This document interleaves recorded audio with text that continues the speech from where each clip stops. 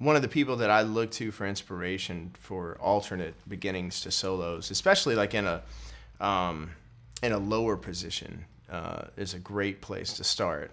And two of the people that I would think of immediately would be B.B. King and Albert Collins. And so here's a great example of like it's just a very simple little lick, but it sets up the solo nicely, and you're in the lower register, which allows you to build momentum by working your way up towards the top register. But B.B. King would do, for example, if we're in the key of C, he would go, to start the top of his solo. So you're starting down here and you're working your way up.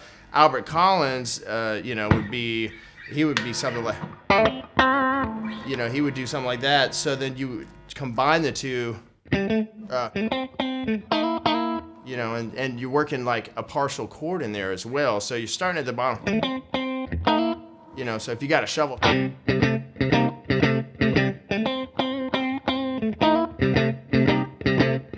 so it gives you an opportunity, and you can go back down,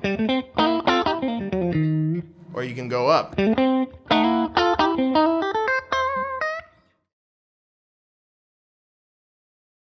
Well, for me, one thing, like if I'm in the key of E,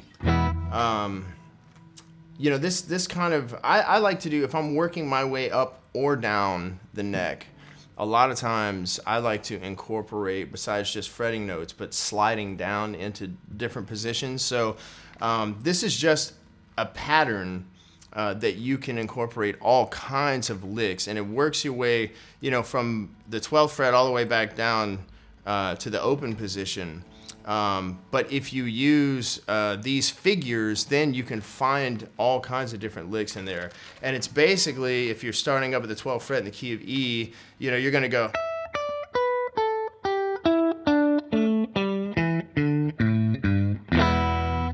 In those notes, and you're working in and out of a couple of different scales, in different positions on the neck, but you're stringing all of those notes together, and they're all notes that work in the key of E, and then you can find your variations, and you can find blue notes in there, you can go into minor positions and things like that. So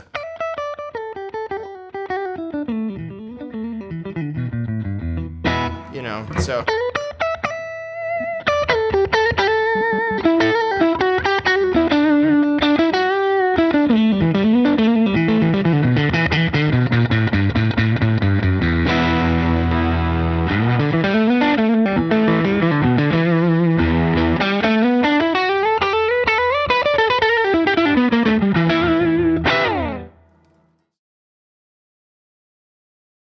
if I'm sitting in with somebody, or somebody wants you to play on a song on their record or whatever, I find that my go-to licks are actually Albert King's go-to licks. It's like if all else fails, just play Albert King, and it will always sound great as long as you can do it right.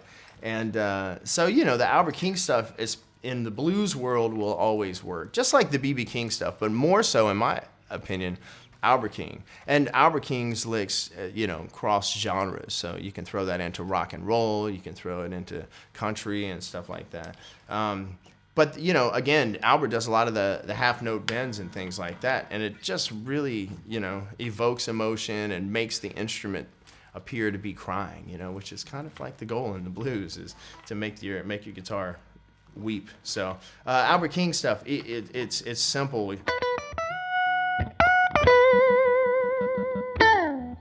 Or you can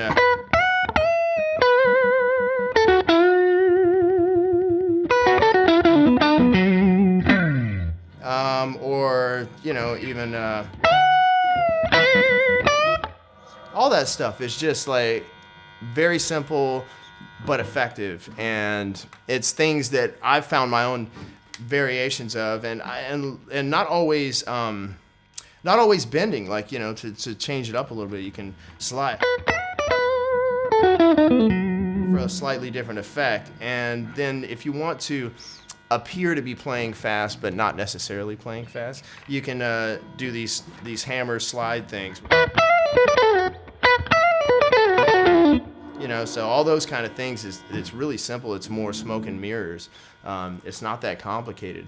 once you figure it out. And there's all these blues guys, and I can't like name a whole list of them right now, but like Sun Seals is a guy that comes to mind. So all these licks that are in this Albert King house, you know. And what I was showing about sliding and pulling. So there's this one that like Sun Seals would do, and this is a variation of that, but it's really cool when you're, you know, in a tempo like that. You know, and that repetition can build if you know where to take it next. If you hold it for just the right amount of time, that repetition sets you up for this explosive transition into another position, whether you choose to go higher or lower on the neck. As long as the next thing you do takes it up a notch, it can really, it's an energy builder. And so all of those things are just little tricks. And so, but the sliding is something that I have found to be very effective in lots of different positions. So, you know, whether it's here or you're going.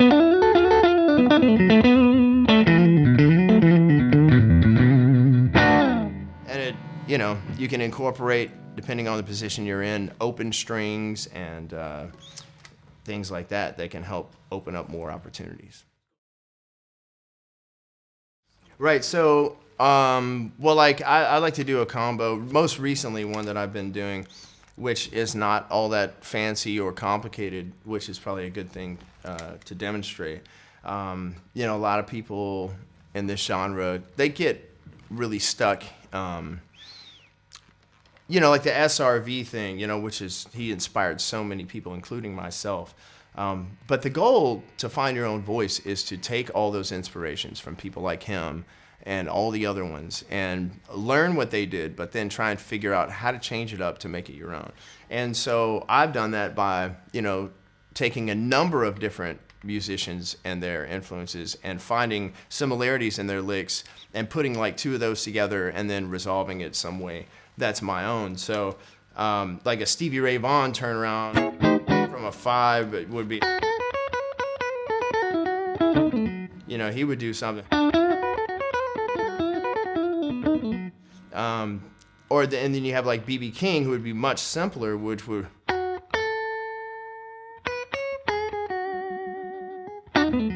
he would do something more along the lines like that. And so if you kind of combine the two, you get,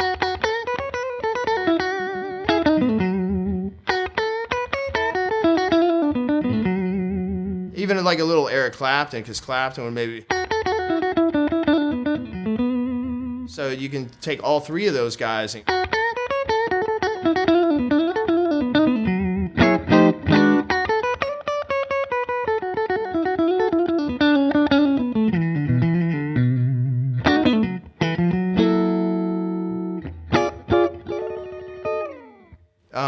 and then like a Muddy Waters, you know, which like Bob Margolin would do, or Johnny Winter, is a real simple lick, but you know, to go to the 5, I just think that's really nice. It's kind of playful sounding, you know.